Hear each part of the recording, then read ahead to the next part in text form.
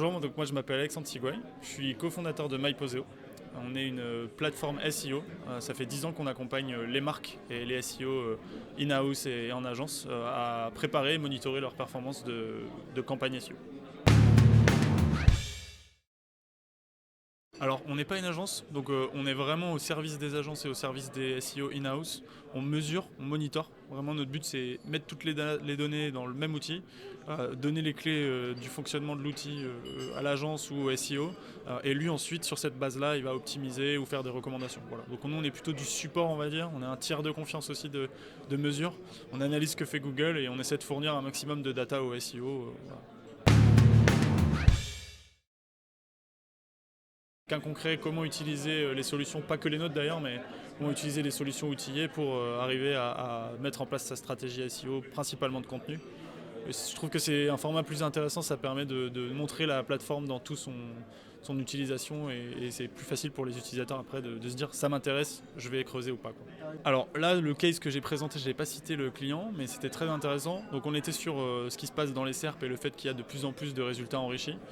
Les résultats organiques descendent de plus en plus en dessous de la ligne de flottaison, donc collecte moins de clics.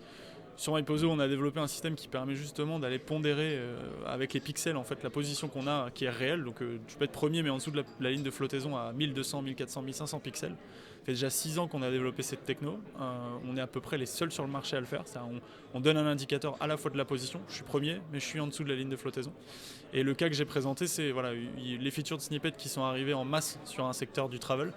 Et notre client qui suivait sa position moyenne qui ne bougeait pas.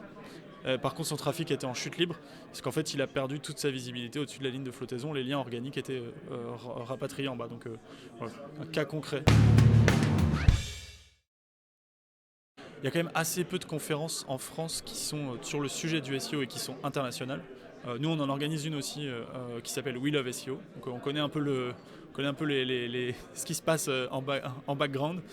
C'est plus petit, on est plutôt autour de 250 personnes. Donc là, c'était assez ambitieux, Searchway.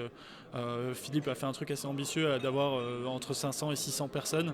Donc voilà, je trouve que l'événement est bien. Le lieu est très bien. Ça, c'est aussi pas facile de trouver un lieu dans Paris où on peut avoir plusieurs salles de conférence. Les speakers sont top. Moi, j'en connaissais déjà en partie. Et ce que je trouve intéressant, c'est aussi d'avoir une dimension internationale, ce qu'on a vraiment très très peu en France. On n'est pas très bon quand on parle anglais. Voilà, donc après, ça reste voilà, au UK, dans les autres pays, dans le search, il y a des gros events, mais c'est bien, ça contribue, je pense que ça contribue à faire venir plus de monde sur ces événements qui font partie du milieu du search, quoi. Donc, je suis content d'avoir été sélectionné dans les speakers.